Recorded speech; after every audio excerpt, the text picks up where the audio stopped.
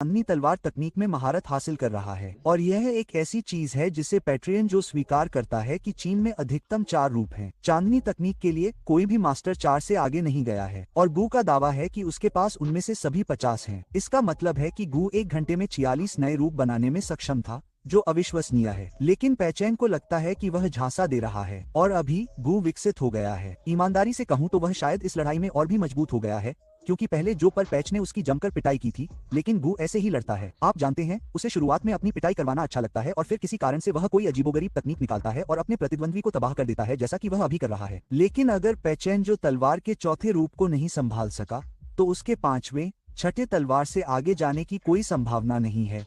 गू पैचेन को अभी खत्म कर देगा। पैचेन जो परेशान नहीं है, उसे लगता है कि वह अभी भी उसे संभाल सकता है और वह पूरी ताकत से गति और तकनीक में लग जाता है। वह इतना तेज है कि वह बाद में भी छवियां बनाता है और वह गू के पीछे से आता है, लेकिन गू फिर भी इससे निपटने में सक्षम है। और मैं आपको बता दूं, यह एक संतोषजनक सीक्वेंस था, क्योंकि जी 6ठी तलवार तकनीक का इस्तेमाल करता है, उसके कान काट देता है और फिर 7वीं तलवार का इस्तेमाल करता है और उसे कई बार काटता है और फिर 8वीं तलवार का इस्तेमाल करता है, जो कि और भी ताकतवर हमला है और सीधे पैट्रिक जो को काट देता है।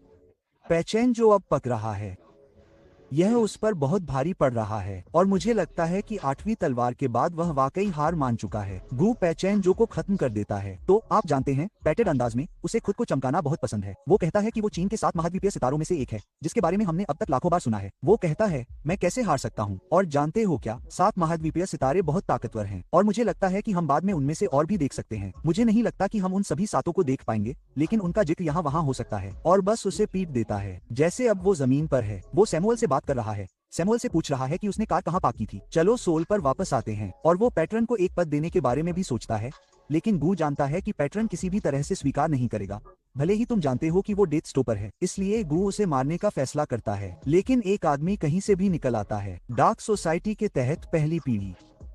उसका नाम जमाल राहिद मा अलारिश है और गुलिक, यह एक लंबा नाम है जो तुम्हें मिला। तो मुझे यह आदमी याद है, वह 10,000 स्क्वाड लीडर में से एक है।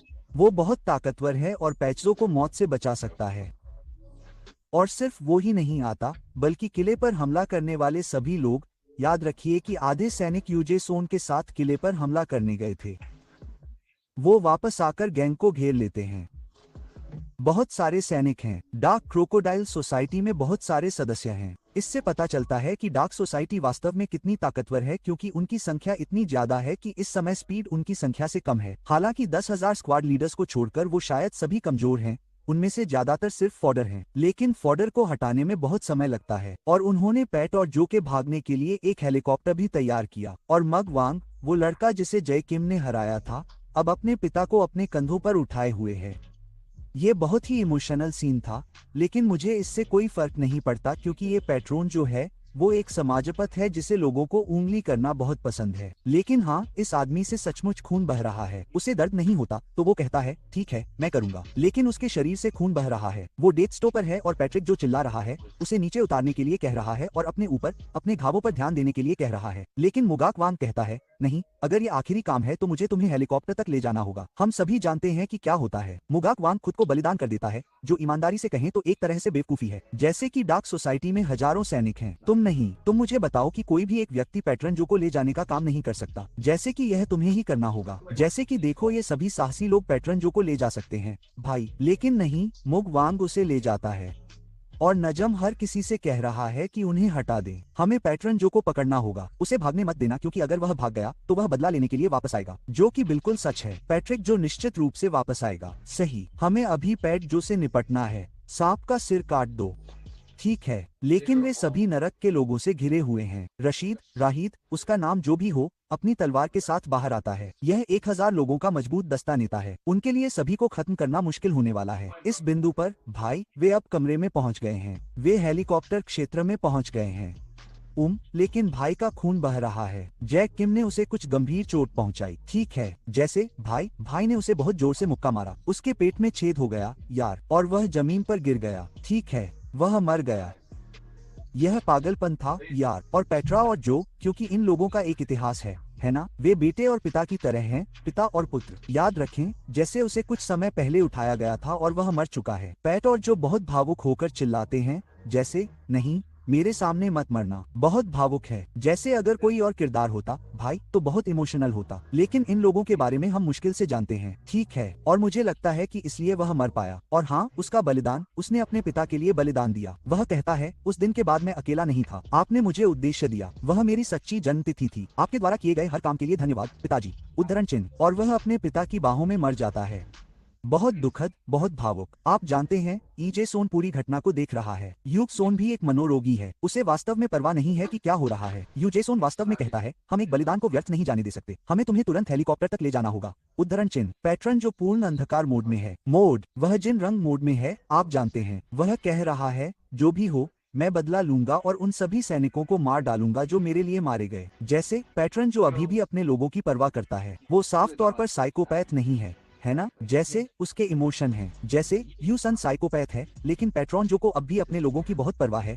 हालांकि वो एक तरह से दुष्ट है, लेकिन फिर भी उसे अपने लोगों की परवाह है और वो बदला लेना चाहता है। वो सातों कॉन्टिनेंटल स्टॉर्स से जुड़ना चाहता है, उन्हें वापस सोल में लाना चाहता है, मेरा मतलब है शान में, और उन सभी को नष्ट करना चाहता है। तो जैसे ही वो हेलीकॉप्टर में भाग रहे होते हैं, पैचोन जो कहता है, रुको, मुझे एक और चीज चाहिए, एक चीज जिसके बारे में यूगॉन को भी नहीं पता। वो अपनी उंगली से एक छिपी हुई कैबिनेट को खोलता है और पता चलता है कि इस लिफाफे में इंचन की पूरी जानकारी है।